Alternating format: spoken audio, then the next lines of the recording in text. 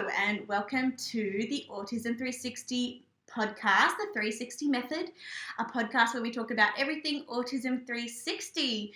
Each week we'll be catching you up with what's going on in the program, chatting with team members and talking all things mindset, as well as exploring relevant ideas that autism parents think about. So I'm your host, Ella Bailey, and each week I am lucky enough to be joined by the delightful Renae. Welcome back, Hello. Renae. Hello, it's great to be back, Ella. I have missed our podcast and all our wonderful parents out there. So hello, everyone.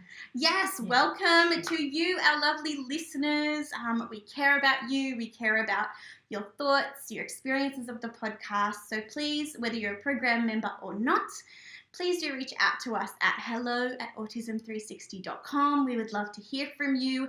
And that is where parents can also drop us questions, comments, anything that you'd like to be addressed on the podcast. So before we start, I'd like to acknowledge the Gadigal people of the Eora Nation, on whose land I live and work, and from where this podcast is being broadcast today. Today's podcast does not substitute for medical advice. If you're worried about yourself or your child, please do reach out to a medical or allied health professional. So today, what are we talking about, Renae? So today we're looking at, I think, what is a very common topic, stress and anxiety. So I think everyone can relate to that, particularly parents. It's a really important topic. So we're going to look at how you can overcome that, how you can manage that, and really reduce those feelings if you are struggling with stress and anxiety. Yes, I know it is such a common one for parents, isn't it? We're getting a lot of parents on the program at the moment who are really feeling that sort of not quite halfway through the year, feeling quite overwhelmed with everything that's going on. It's something that I certainly see a lot of in the program. So what are your main thoughts that we're going to be chatting about today? Yeah, so look, this is one that I think everyone deals with on some level, and if it gets to that point where you really are struggling, obviously reach out and get some more support. But today we're going to share some tips with you how you can manage that. So my first tip is, look, I think sometimes when we are running on empty, that's when things really do get to us. It's like when we're feeling good and our cup is full, we're able to deal with things so much better.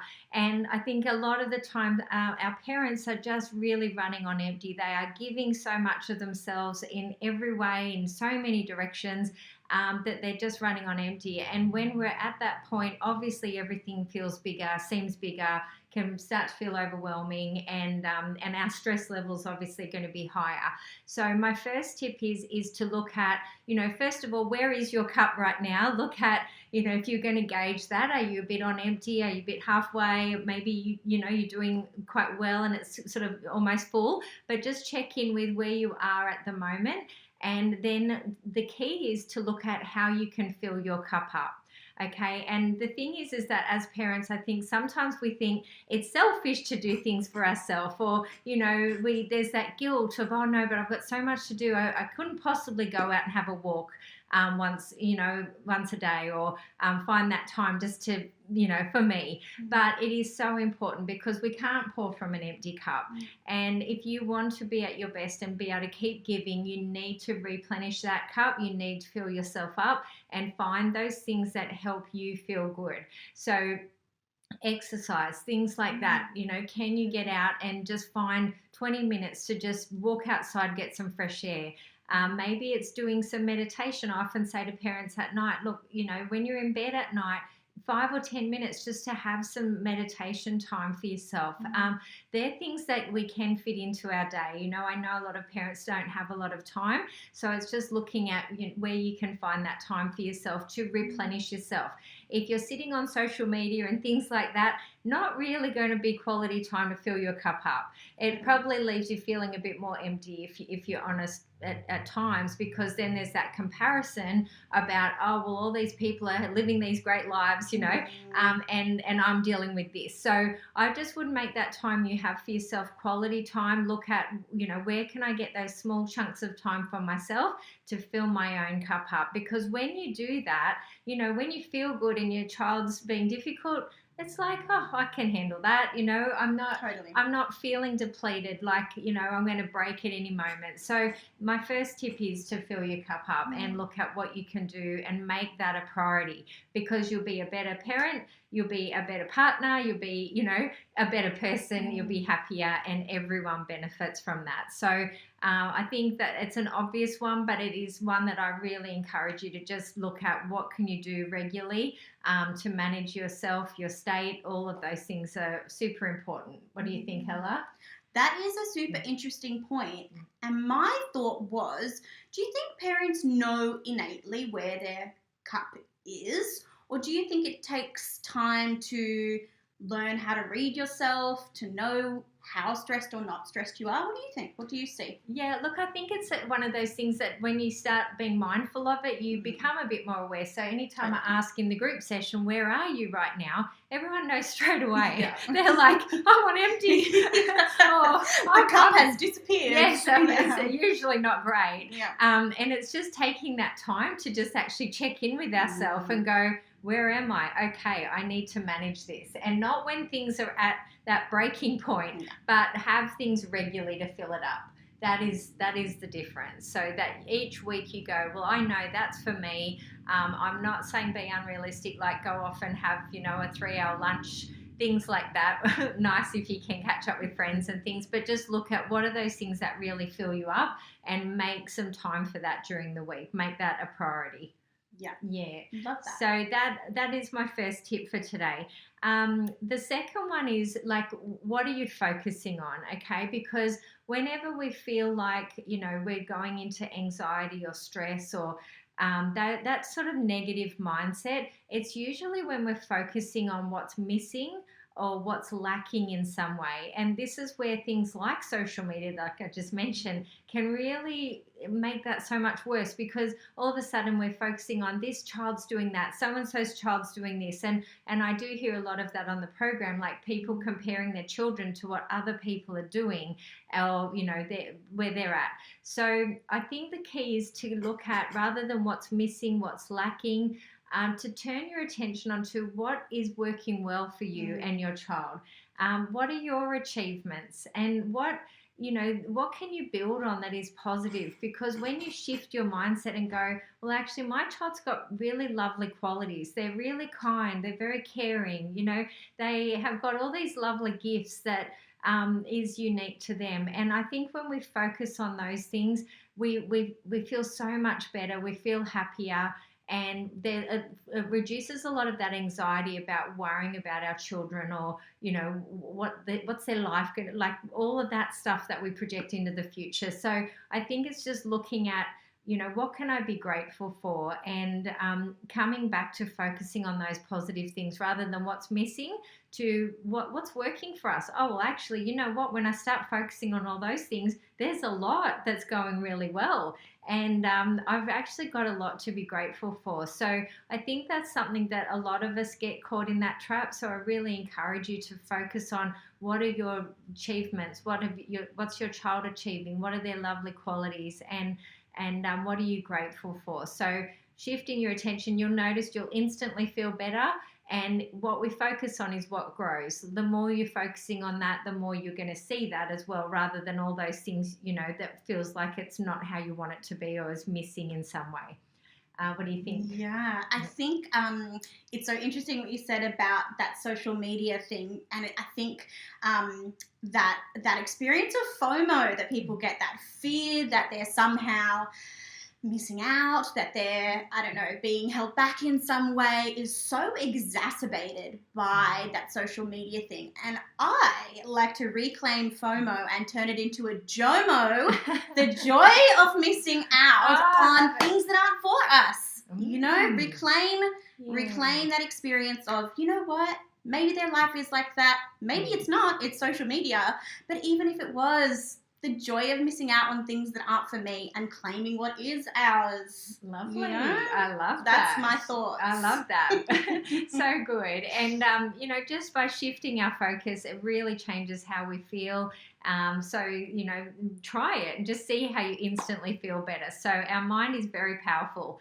The last one is really, anxiety is really just fear that is projected into the future when we're focusing on what we don't want, or what we're worried about for the future. And this is something I see a lot of parents on the program doing, where they're really worried about all these things in the future, and really looking at what they're scared of happening. So one of the things I like to do is get them to look at, we do a future vision session where we step out towards the end of their life and just actually see what, if you were to have achieved everything you've wanted, living your best life, what is it that you see and you feel in the future for you and your family? And as soon as they go out to that place, it is just beautiful. You see that instantly shift their focus. They feel peaceful, they feel calm, and they see that bigger picture again. And I think that's so important, because we can get a bit stuck in the weeds, like this is never going to change, my child's never going to get this, or whatever, all those things that are going on. So I would suggest, first of all, take a step back, look at the bigger picture again.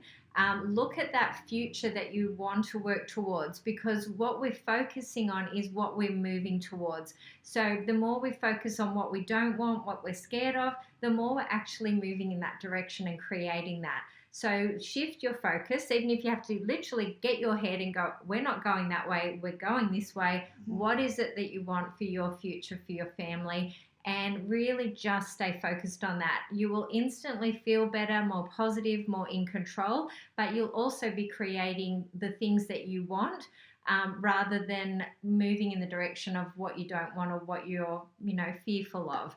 So that is a really powerful exercise. Obviously, we won't do the whole exercise here today, but, maybe it's one you just want to try at home and step out and just see that bigger picture again. What is it that we want? This is our, us living our life that we want to move towards, our vision for our family, and really then break it down. Okay, what do we need to do towards that? That'll just give you that different perspective. So I think that's an important one as well.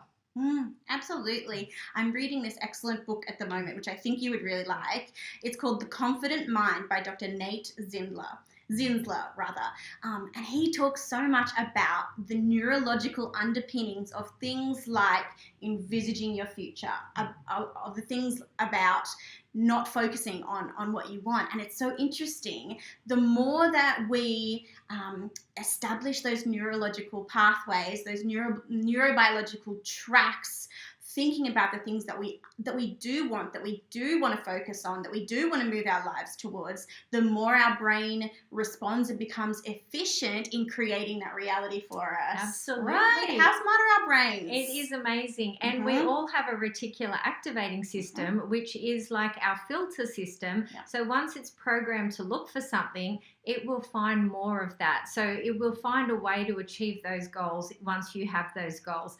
And so it's so powerful to really, as you said, to focus on those things, because that your mind will find a way to help you achieve that, rather than moving in the direction of what you don't want.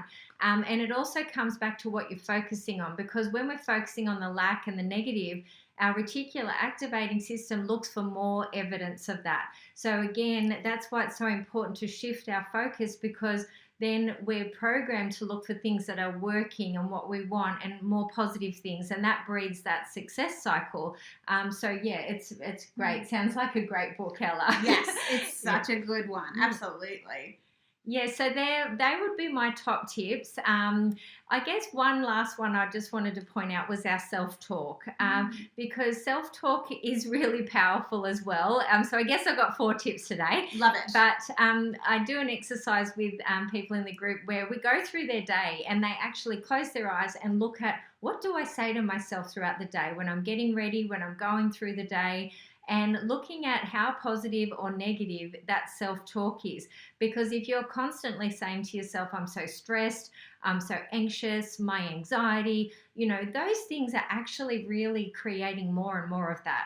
Whatever we're saying to ourselves, we are programming ourselves. So we need to really keep that self-talk positive. So I would really encourage you to have an affirmation, something that where you're saying to yourself over and over again, something like, I am safe and all is well in my world.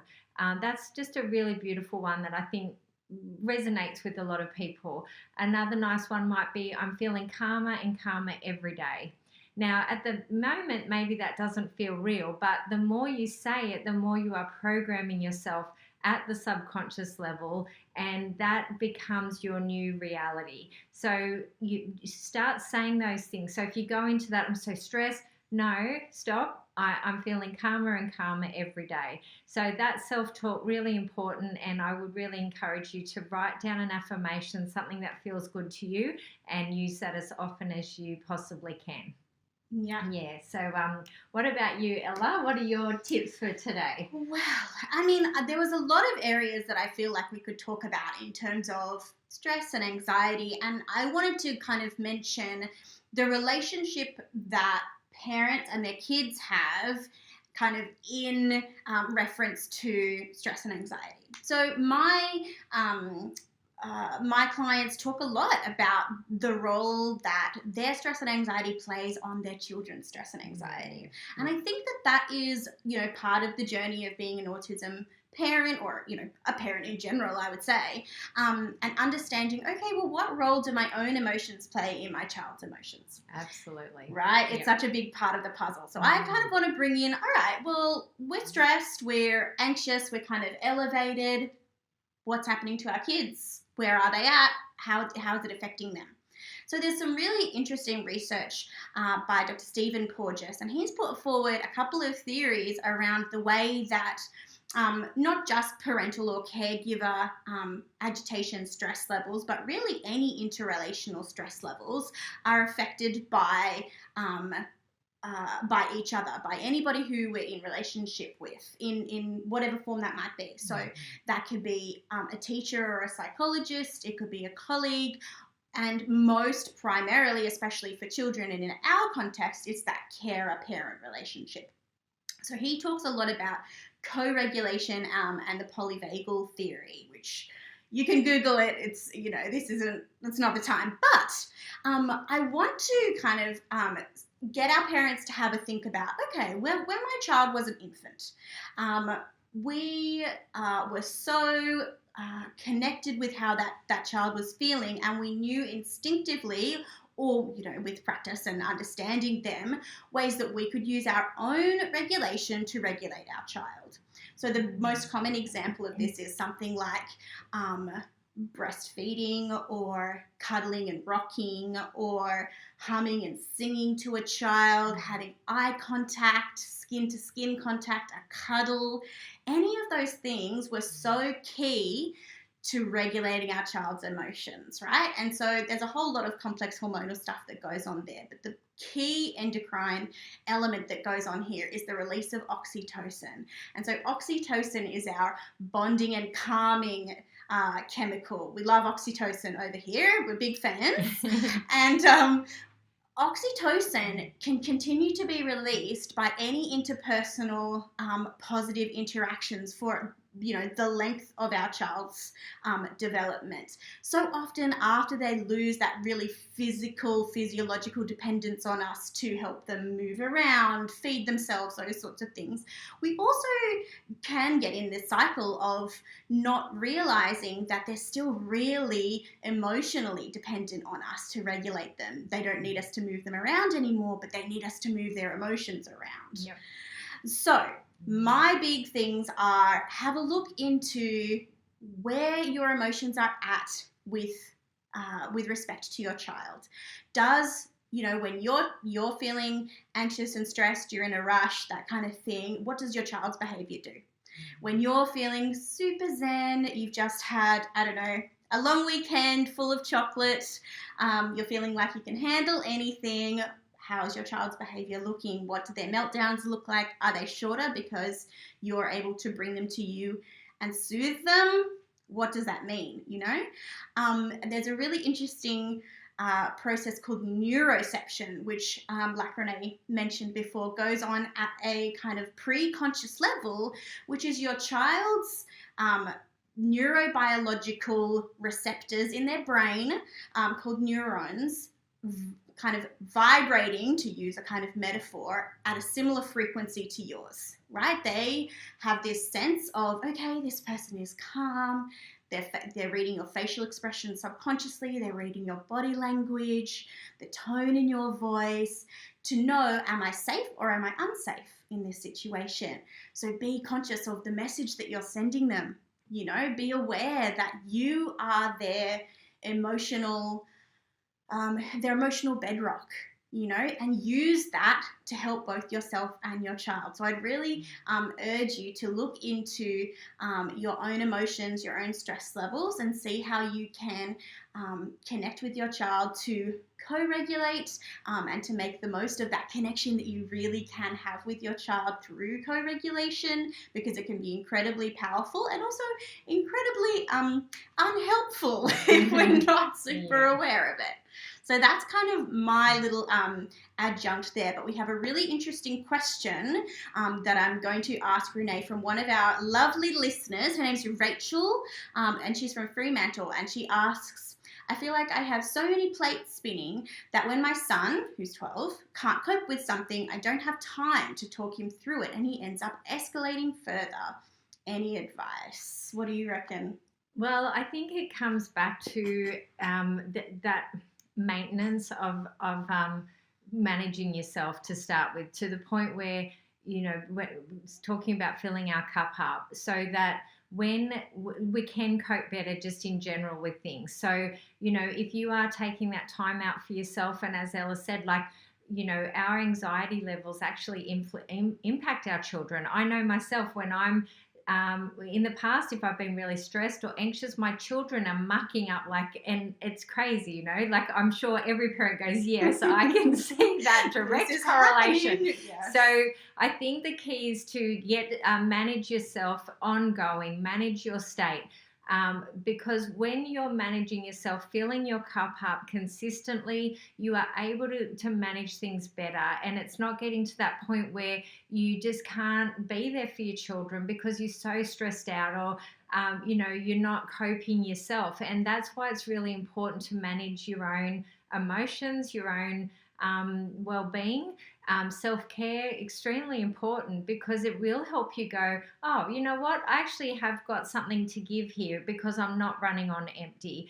And it sounds to me like maybe that's what's going on, is that, you know, maybe, Rachel, you are feeling like you're a bit on empty. So I would look at, what can I do to fill myself up regularly, look after myself, because that's where you can have more time and energy for your son without feeling like you've just got nothing left to give.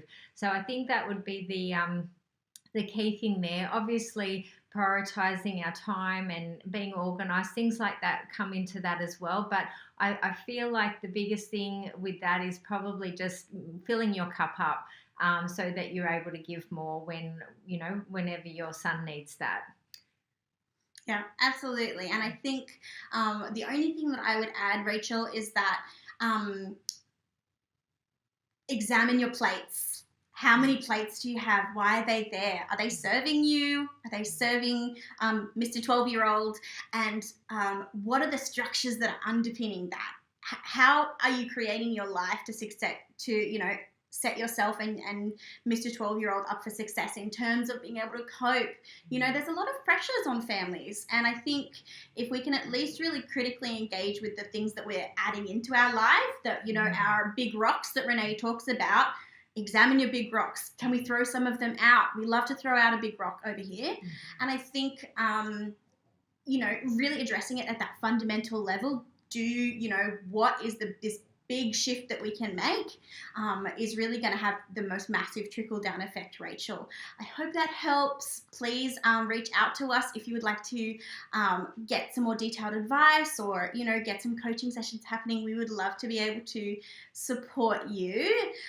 So finally, Renae, did you have any quick-fire action points for our parents this week? Well, I always like to ask the parents, what is the biggest thing that you're taking from today's session, or what we've shared today? I'm sure there's more than one, but just want you to reflect on that for a moment. And also, what can you action from that today? So even just putting into place at least one thing that you go, right, I know that I need to start doing that, or I'm going to action that straight away. So my question is, what can you action from that today? Get that happening. That momentum creates momentum. So just even making one change can really make a big difference. Great. Yeah, and I think I would say that if you are worried about this kind of thing, the most important thing you could do is to slow down. If we can do that, even just a few minutes to give yourself some time to think, that's going to be a great step in the right direction. So thank you so much for listening to the Autism 360 podcast, the 360 Method today. We will see you back next week. And until then, think 360.